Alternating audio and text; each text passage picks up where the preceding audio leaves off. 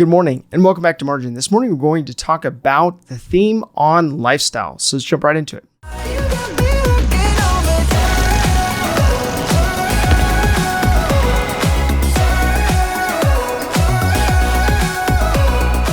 So in this theme, we have looked at applying the 5 senses to what you ideally want your lifestyle to look like, whether it is what you can see or smell or touch, but looking at it from a standpoint of what you ideally see.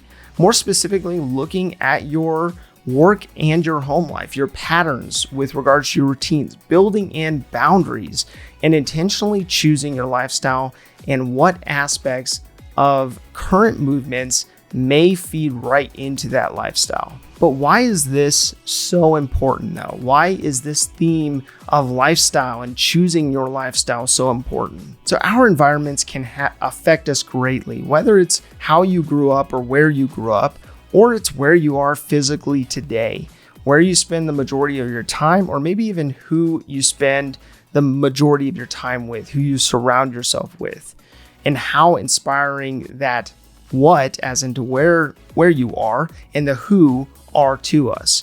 But as intriguing as all of this information may be, in order to change your reality, you have to change your habits. You have to have a great why or a vision in order to inspire you to make this change. So my hope is that this theme serves as a reminder to finding your why.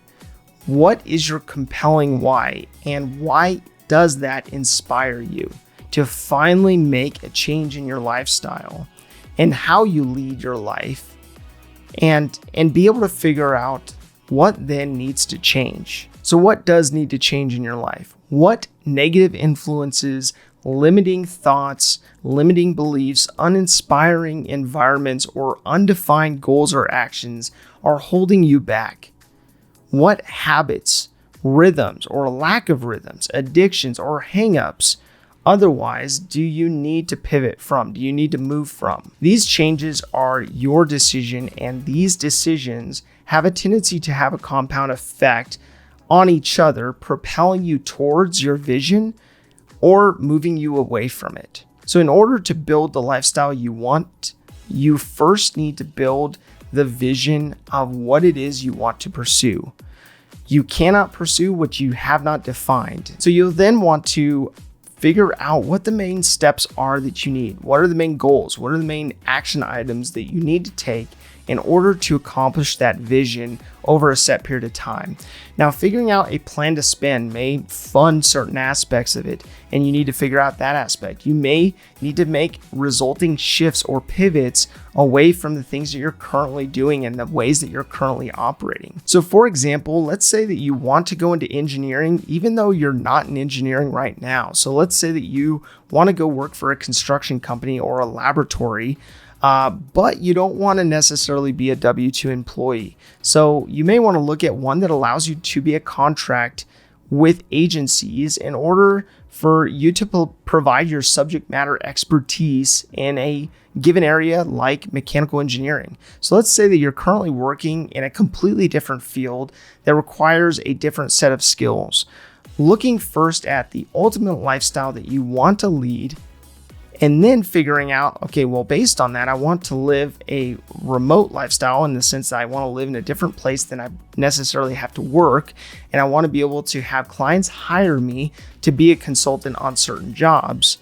Then you'll need to figure out how to establish a repertoire of sorts for the education, for the experience, or the certifications that you'll need in order for you to provide services successfully in those areas. So engineers typically have formalized education, so they go through a process of at least doing their undergrad, which for most programs are about 5 years.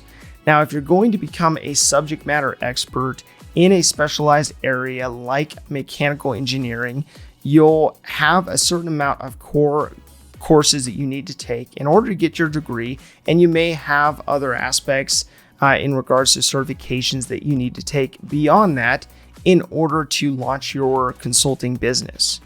And so looking at that example from a standpoint of someone who's not in the field, who wants to transition or pivot over to that so that they can ultimately hit their vision, it's important for you to be mindful of what that looks like for you. So in this upcoming theme, we're going to be going through education, looking at the aspects related to taking that ultimate vision and looking at the steps you need to take in order to get there. Now, this may include going back to school, looking at school choices, student loans or lack thereof, scholarships, childcare if you have a family, and other aspects that pertain to taking the next step toward what it is that you want to accomplish. So I wanted to follow up lifestyle with education in order to dive into helping people to look into what career field they want to go into and whether the education and to what extent the education is necessary for them to be able to go into that field. Now, you may be wanting to go into the engineering field and you may absolutely have to go through a 4-year program in order to get a bachelor's degree to do so, but also looking at cost-effective ways to do so and trying to figure out what that needs to look like so that you don't graduate in a field that you end up paying student loans for years to come, and trying to figure out, okay, what does this look like for me to see my vision and then be able to back out the steps and figure out what components of further education, higher education, or education in the form of self-educating yourself for that field are necessary in order for you to pursue what it is that you truly want to pursue in life. So my call to action today comes down to looking at a holistic perspective of your current lifestyle and seeing what needs to change. Maybe it's to go back and to reevaluate who or what surrounds you. Maybe it's a career shift, or maybe it's to go back to school and get certified in a certain area. But figuring out what it is that is your why. If this information is helpful to you, please do like, subscribe, and hit the notification bell so you're reminded to come back on a daily basis and improve in managing your personal finances. Thank you for your time. Enjoy your day, and we'll see you back here tomorrow.